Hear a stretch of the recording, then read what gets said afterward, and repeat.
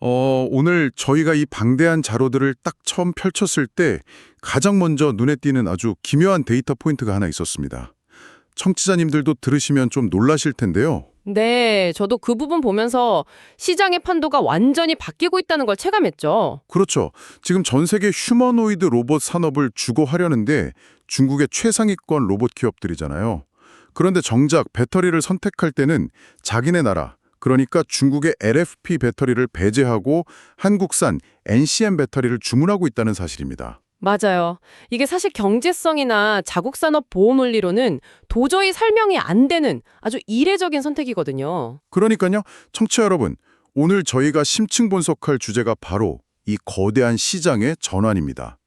한때 전 세계 자동차 시장을 휩쓸면서 완전 절대적인 기준처럼 여겨졌던 중국산 배터리가 왜 특정 영역에서 급격히 외면받고 있는지, 그리고 반대로 그동안 좀 고전한다 싶었던 한국산 배터리에 왜 전 세계의 주문이 폭주하고 있는지 그 이면에 숨겨진 물리학이랑 글로벌 공급망의 역학을 오늘 낱낱이 해보해본 예정입니다. 좋습니다. 불과 몇 년 전만 해도 중국 배터리 때문에 한국 기업들 다 망한다는 댓글이 수두룩했잖아요. 어떻게 이렇게 판이 180도 뒤집혔는지 정말 궁금한데요. 이게 단순히 뭐 어느 국가의 배터리가 더 우수하다 이런 식의 일차원적인 시각으로 접근하면 시장의 진짜 흐름을 놓치게 됩니다. 배터리 시장을 지배하는 룰 자체가 기존의 비용 효율성에서 이제는 공간 효율성과 지정학적 리스크 해칭으로 완전히 넘어가고 있다는 증거거든요. 공간과 지정학적 리스크요? 자, 그럼 가장 즉각적으로 시장에 충격을 준 정책적 변수부터 짚고 넘어가 보죠. 미국의 관세 정책입니다. 트럼프 행정부 출범 이후 발표된 수치들을 보면 이건 그야말로 장벽을 엄청 높게 쌓았더라고요. 네, 장벽 수준이 아니죠. 미국으로 수입되는 중국산 전기차용 리튬이온 배터리에 무려 52%의 실효 관세가 부과됐습니다. 비전기차용은 37%고요. ESS용도 41%나 되잖아요. 맞습니다. 이 관세율이 시장에 미치는 파급력을 이해하려면 실제 제조 단가에 한번 대입을 해봐야 해요. 그동안 중국산 LFP 배터리가 글로벌 시장을 꽉 잡을 수 있었던 핵심이 결국 메가팩토리 스케일에서 나오는 압도적인 저가 생산 능력이었잖아요. 그렇죠. 무조건 싸게 많이 찍어내는 거. 네네. 예를 들어서 1,000만 원에 납품되던 중국산 배터리팩이 있다고 쳐볼게요. 여기에 52% 관세가 딱 붙으면 미국 내 인도 가격은 단숨에 1,520만 원으로 뛰어오릅니다. 1,000만 원짜리가 갑자기 1,500만 원대가 되는 거군요. 그렇죠. 반면에 한국의 하이니켈 배터리는 원래 원자재 단가 때문에 한 1,400만 원 정도로 가격대가 좀 높게 형성되어 있었단 말이죠. 근데 결과적으로 미국 시장 내에서는 중국산보다 한국산이 오히려 가격 경쟁력을 갖추게 되는 이른바 비용의 역전 현상이 발생해버린 겁니다. 이거 한번 파헤쳐보죠. 약간 비유를 하자면 싼 맛에 저가 항공권 샀는데 수화물 규정 때문에 수수료 폭탄 맞아서 결국 기내식 나오는 프리미엄 항공권보다 비싸진 거네요. 아주 정확한 비유입니다. 딱 그런 상황인 거죠. 거기에 해외 우려기관 그 FEOC 규제 내용도 진짜 흥미롭더라고요. CATL이나 BYD 같은 중국의 주요 6개 배터리 기업을 아예 법안에 못 박아서 보조금 대장에서 빼버렸잖아요. 네, 사실상 미국 시장에서 퇴출당한 거나 다름없죠. 이 기업들이 기존 미국 배터리 수입 물량의 한 61% 정도를 감당하고 있었거든요. 61%면 거의 과반인데 이 거대한 파이프라인이 하루아침에 탁 끊긴 거면 결국 그 빈 공간의 수요가 다 어디로 가냐? 이게 핵심이겠네요. 맞습니다. 그 빈자리를 지금 정확히 흡수하고 있는 게 바로 한국의 배터리 3사입니다. 수년 전부터 선제적으로 북미 현지의 조인트 벤처 형태로 공장을 열심히 짓고 있었잖아요. LG 에너지 솔루션, SK온, 삼성 SDI 말씀이시죠? 네네. 현재 미국 내에서 가동 중이거나 새로 짓고 있는 신규 배터리 공장 10개 중에 무려 6개가 이 한국 기업들의 생산 라인입니다. 현지 생산으로 관세 장벽을 우회하는 걸 넘어서 사실상 북미 공급망에서 대체 불가능한 위치를 점유한 거죠. 아니 근데 여기서 약간 날카로운 반론을 하나 제기해 볼게요. 지금 한국 기업들이 누리는 혜택의 상당 부분이 미국 IRA의 첨단 제조 생산 세액 공제, 그러니까 AMPC 덕분이잖아요. 그렇죠. 보조금 효과가 큽니다. 근데 이 혜택도 2032년이면 완전히 폐지된다고 자료에 나오던데 지금 당장은 중국이 막혀서 주문이 폭주한다고 쳐도 결국 한국 기업들에게도 위기 아닌가요? 나중에 보조금 없어지면 다시 원가 싸움 해야 하잖아요. 정말 중요한 포인트입니다. 이걸 더 큰 그림과 연결해서 보면요. 기업들이 단순히 보조금에만 의존하는 게 아니라는 걸 알 수 있습니다. 이미 보조금 이후의 생존 전략을 가동하고 있거든요. 오, 어떤 전략인가요? 가장 주목해야 할 돌파구가 바로 전기차가 아니라 AI 데이터 센터용 ESS 시장입니다. 데이터 센터요? 배터리 기업이 갑자기 왜 데이터 센터로 빠지는 거죠? 최근에 AI 여산, 특히 생성형 AI 모델 구동하는 데이터 센터들이 상상을 초월하는 전력을 소모하잖아요. 그 엄청난 발열을 잡고 24시간 냉방 시스템을 돌리려면 전력망이 조금이라도 불안정해질 때를 대비해서 거대한 에너지 저장 장치, 즉 ESS가 무조건 필수적입니다. 아, 정전되면 큰일 나니까요. 맞아요. 지금 북미에 데이터 센터가 엄청나게 지어지면서 이 ESS 수요가 그야말로 폭발하고 있습니다. 근데 이 시장 역시 데이터 보안이나 지정학적 이유 때문에 중국산 진입이 꽉 막혀 있거든요. 그래서 한국 배터리가 그 자리를 꿰차고 전기차 수요의 변동성을 메워주는 캐시카우로 삼고 있다는 거군요. 네, 이미 현지 생산 체제가 구축돼 있으니까 보조금이 줄어들더라도 이런 고부가 가치 시장으로 다변화해서 유연하게 대응하겠다는 치밀한 전략인 겁니다. 와, 정치와 관세라는 외풍이 시장의 룰을 어떻게 바꿨는지 확실히 이해가 되네요. 자, 그럼 이제 진짜 흥미로운 부분으로 넘어가 보겠습니다. 로봇 시장 말씀이시죠? 네네. 미국 시장의 변화가 관세 때문이었다면 이번엔 순수한 물리적 한계와 기술력 때문에 중국 기업들 요처 자기네 배터리를 포기하는 이 역설적인 상황입니다. 휴머노이드 로봇 시장. 대체 왜 한국산 하이니켈 배터리를 찾는 건가요? 그 답은 바로 로봇의 공간적 한계에 있습니다. 전기차 생각해 보시면 차량 바닥 전체에 배터리를 쫙 깔 수 있잖아요. 무겁고 부피가 좀 커도 여유가 있죠. 스케이트보드 플랫폼이라고 부르죠? 맞습니다. 근데 휴머노이드 로봇은 완전히 다릅니다. 이족 보행을 하려면 사람처럼 골반도 좁아야 하고 척추 구조도 유지해야 해요. 그래서 배터리를 넣을 수 있는 공간이 가슴이나 등 쪽으로 극도로 제한됩니다. 아, 전체 면적의 5%도 안 된다고 자료에 나오더라고요. 네, 그 작은 배터리 하나로 수십 개 관절 모터 다 움직이고 초당 수조 번 연산하는 AI 칩까지 돌려야 하는 겁니다. 잠깐만요. 그러니까 로봇은 손바닥만한 가방에 일주일치 식량을 싸야 하는 상황인 거네요. 결국 배터리를 얼마나 싸게 만드느냐가 아니라 그 좁은 공간에 얼마나 고칼로리 에너지를 구겨놓느냐의 싸움이군요. 비유가 아주 찰떡입니다. 딱 그거예요. 중국산은 부피만큼 뻥튀기고 한국산은 초고칼로리 에너지바인 셈이죠. 여기서 LFP 배터리 한계가 명확히 드러납니다. 에너지 밀도 말씀이시죠? 네, LFP가 철을 쓰니까 싸고 안정적이긴 한데 에너지 밀도가 1kg당 기껏해야 150에서 200W의 수준이거든요. 이걸 휴머노이드 가슴에 넣으면 1시간도 못 버티고 방전됩니다. 1시간이요? 공장에서 24시간 교대로 일해야 할 로봇이 1시간마다 충전하러 가면 그건 자동화 기계가 아니라 상전이네요. 그렇죠. 반면에 한국이 주력하는 NCM, 특히 니켈 함량 95% 이상인 울트라 하이니켈 배터리는 밀도가 300에서 350W의 시를 그냥 훌쩍 넘어갑니다. 밀도가 2배 정도 높인 건데 실제 가동 시간은 얼마나 차이가 나나요? 중국 기업들이 직접 시뮬레이션을 돌려봤는데 한국산 하이니켈을 넣으니까 연속 가동 시간이 무려 8시간까지 늘어났습니다. 와, 1시간 대 8시간. 이건 뭐 비교가 안 되네요. 네, 로봇 자체의 무게 밸런스가 좋아지면서 모터에 걸리는 부하가 줄어들거든요. 이건 단순히 성능 차이를 넘어서 로봇이 장난감에 머무를지 진짜 산업 노동력이 될지 결정하는 임계점입니다. 그러니까 중국 로봇 기업들도 자기네 정부 눈치는 보이지만 당장 상용화하려면 울며 겨자 먹기로 한국산을 쓸 수밖에 없는 물리적 이유가 있었군요.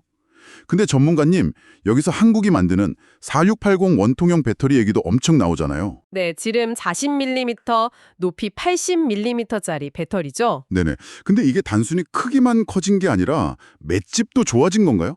로봇에 왜 그렇게 최적화됐다는 건지 궁금해요. 여기서 매력적인 부분이 바로 기술력의 디테일입니다. 4680 콤팩터는 내부 구조 자체가 혁신이에요. 탭리스라고 해서 전류 통로인 탭을 없애버렸거든요. 탭을 없애면 뭐가 좋은가요? 로봇이 무거운 물건을 확 들어 올릴 때 순간적으로 엄청난 에너지를 뽑았어야 하는데 탭이 없으면 내부 저항이 줄어서 배터리가 과열되는 걸 막아줍니다. 게다가 물리적 내구성도 엄청나요. 아, 로봇이 넘어지거나 충격을 받을 수도 있으니까요. 맞습니다. 원통형의 단단한 스틸캔 구조가 사람으로 치면 단단한 갈비뼈 역할을 해주는 겁니다.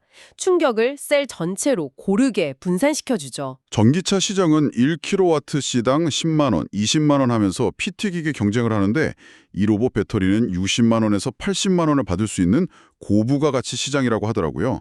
진짜 가격표 떼고 기술력으로만 승부하는 새로운 생태계가 열렸네요. 그렇죠. 가격으로 승부하던 룰이 깨지고 기술적 진입 장벽이 극도로 높은 시장에서 한국 배터리 산업이 확실한 돌파구를 찾은 겁니다. 하지만 여기서 만족하면 안 되죠.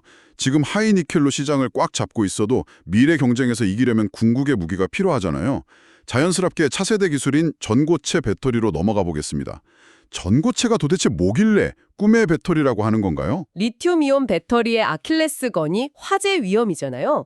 안에 액체 전해질이 들어있어서 그런데 전고체는 이 액체를 불연성 고체로 싹 바꾼 겁니다. 와, 액체가 아니라 고체니까 불이 날 위험이 거의 없겠네요? 예, 그것뿐만 아니라 내부 구조를 완전히 바꿀 수 있어요.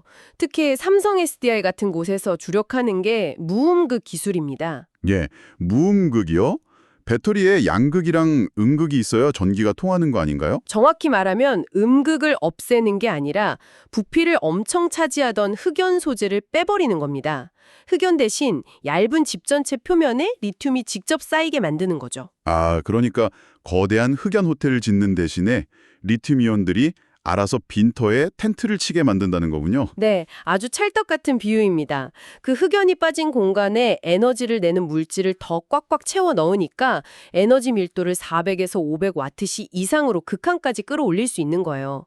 9분 만에 충전하고 1000km를 달릴 수 있다는 게 이래서 나오는 얘기입니다. 와, 공간 효율의 끝판왕이네요. 근데 여기서 정말 흥미로운 게 삼성 SDI의 전략이더라고요. 보통 이런 엄청난 기술이 나오면 파이가 제일 큰 전기차 시장에 먼저 넣는 게 정석 아닌가요? 왜 굳이 휴머노이드로도 시장부터 공략한다는 거죠? 아, 이게 수율, 그러니까 불량률 없는 완제품을 찍어내는 비율의 문제 때문입니다. 고체 전해질은 양극이랑 음극 사이에 완벽하게 밀착되어야 하거든요. 미세한 틈이라도 생기면 안 되나요? 네, 틈이 조금이라도 생기면 저항이 급증해서 성능이 확 떨어집니다. 액체는 알아서 스며들지만 고체는 그게 안 되잖아요. 이걸 대량 생산 라인에서 불량 없이 찍어내는 게 현재 배터리 공학에서 제일 어려운 과제입니다. 아, 장인이 도자기 빚는 수준의 정밀도를 컨베이어 벨트로 옮겨야 하는 거군요. 그렇죠. 그래서 지금 당장 전기차용으로 대량 생산하면 단가가 감당이 안 됩니다. 반면에 로봇 시장은 탑재되는 배터리 개수는 적지만 가격은 비싸게 쳐주는 프리미엄 시장이잖아요. 수익 좀 낮아져 비싸게 팔아도 살 사람이 있는 시장부터 들어간다는 거네요. 맞습니다. 로봇에 먼저 공급해서 데이터란 양산 노하우를 쌓고 점진적으로 원가를 낮춰서 최종적으로 전기차 시장을 먹겠다는 아주 대담하고 정교한 우회 전략인 거죠. 잠깐만요. 근데 제가 반론 하나 해볼게요. 중국의 광저우차 계열사, 그 그레이터 베이 테크놀로지인가? 거기가 2026년 말에 세계 최초로 전고체 양산하겠다고 선언했잖아요. 네, 발표가 있었죠. 과거 LFP 때처럼 중국이 정부 보조금 막 쏟아부어서 품질 무시하고 일단 먼저 양산해버린 다음에 시장 가격 기준을 팍 후려쳐버리면 어떡하죠? 그럼 삼성 SDI의 이 정교한 로봇 우회 전력도 무용지물 되는 거 아닌가요? 이는 우리에게 아주 중요한 질문을 던집니다. 과거의 속도전이나 가격 후려치기가 통할 거냐는 건데 전고체는 그게 통용되기 어려운 구조예요. 왜 어려운가요? 기술적 난이도 때문인가요? 네, 아까 말씀드린 그 미세한 틈, 계면의 불안정성이 단순한 성능 저하가 아니라 내부 단락, 즉 합선으로 직결되거든요. 리튬이 나뭇가지처럼 자라나는 덴드라이트 현상을 완벽히 제어 못하면 고체라도 치명적인 결함이 생깁니다. 대충 싸게 만들 수 있는 물건이 아니라는 거군요. 맞아요. 단순히 찍어내는 속도가 중요한 게 아닙니다. 삼성 SDI, 미국의 솔리드 파워, 그리고 BMW로 이어지는 삼각 협업 구조를 보세요. 소재 고도화하고 울산에 3,500억 투자해서 대량 생산 라인 깔고 실차 검증까지 거치는 이 과정이 필수적입니다. 결국 실도로 검증의 신뢰도 싸움인 거죠. 아, 그래서 철저하게 준비하고 있는 거군요. 자, 그럼 마지막으로 통곡의 벽과 기술 유출 딜레마에 대해 이야기해 보겠습니다. 우리가 이렇게 압도적인 기술을 만들어 놔도 과거 디스플레이나 반도체 때처럼 중국이 연봉 30억씩 주면서 우리 핵심 엔지니어들 싹 빼가면 어떡하나요? 뒷문 단속 못하면 결국 남 좋은 일 시키는 거잖아요. 그 뼈아픈 역사를 절대 잊으면 안 되죠. 하지만 이번 로봇 배터리와 전고체 시장은 구조적으로 중국이 쉽게 훔쳐갈 수 없는 철통 같은 요새에 가깝습니다. 세 가지 이유가 있는데요. 오, 세 가지나 있나요? 첫 번째는 뭔가요? 첫 번째는 이미 수천 개의 특허로 촘촘하게 세워진 강력한 법적 장벽입니다. 과거에 중국 CATL이 우리 기술 무단으로 썼다가 국제소송에서 패소해서 로열티 물어준 사례도 있잖아요. 방어막이 훨씬 실효성이 커졌어요. 법적으로 꼼짝 못하게 만들어놨군요. 두 번째는요? 두 번째는 로봇 배터리 특유의 100% 맞춤형 개발 구조입니다. 전기차처럼 규격화된 게 아니라 로봇 관절 움직임, 무게 중심에 맞춰서 제조사랑 처음부터 시스템 전체를 공동 개발해야 하거든요. 아, 누가 똑같이 카피해서 갖다 줘도 그 로봇 시스템이랑 완벽히 동기화되지 않으면 아예 쓸 수가 없겠네요. 맞습니다. 한번 로그인되면 바꾸기 힘든 구조죠. 마지막 세 번째가 가장 치명적인데요. 이른바 통곡의 벽입니다. 중국이 막대한 돈을 들여서 2, 3년 뒤에 한국의 하이니켈이나 4680 폼팩타를 완벽히 베꼈다고 쳐보죠. 네, 베꼈다고 치면요. 그 시점인 2027년쯤 되면 한국은 이미 전고체 배터리로 넘어가서 생태계를 장악해버린 뒤일 거란 얘기입니다. 와, 따라잡으려고 딱 도착해보니까 우리는 이미 다음 차원으로 넘어가 버린 상태인 거네요. 진짜 중국 입장에선 통곡의 벽이 따로 없겠습니다. 구조적 초격차 전략이 가장 확실한 방어막이 되어주는 거죠. 오늘 이야기 쫙 정리해보니까 진짜 소름이 돋네요. 값싼 가격표 무기로 전 세계를 집어삼키던 중국의 LFP 공세가 미국 관세 폭탄 맞고 로봇이라는 물리적 한계 앞에서 완전히 꺾여버렸습니다. 그리고 그 위기를 묵묵히 초격차 기술력으로 이겨낸 한국 배터리 기업들의 반격 드라마. 진짜 대단합니다. 그렇죠. 에너지 전환 시대에 한국이 단순한 부품 국가가 아니라 글로벌 생태계를 통제하는 패권 국가로 남을 수 있다는 걸 확실히 보여주는 데이터들입니다. 청취자 여러분, 오늘 저희 이야기 들으시면서 혹시 이런 상상 한번 해보셨나요? 다 쓴 LFP 배터리는 그냥 버려지는 쓰레기에 가깝지만 한국의 하이니켈 배터리는 수명이 다해도 그 안에서 니켈, 코발트 같은 귀한 광물을 다시 뽑아낼 수 있습니다. 이른바 움직이는 광산인 거죠. 아, 재활용 가치가 엄청나니까요. 네네. 천연자원 하나 없는 한국이 전 세계에 뿌려진 자국산 배터리를 끊임없이 재활용해서 사실상 글로벌 자원제국이 되는 미래, 이거 과연 불가능한 상상일까요? 오늘 확인한 데이터들을 보면 절대 허황된 얘기가 아닌 것 같습니다. 네, 충분히 실현 가능한 미래라고 봅니다. 오늘 저희가 준비한 깊이 있는 심층 분석은 여기까지입니다. 다음 시간에도 방대한 정보의 바다에서 가장 빛나는 지식만 쏙쏙 건져 올려서 여러분의 시간을 완벽하게 아껴드리겠습니다. 함께해 주셔서 감사합니다.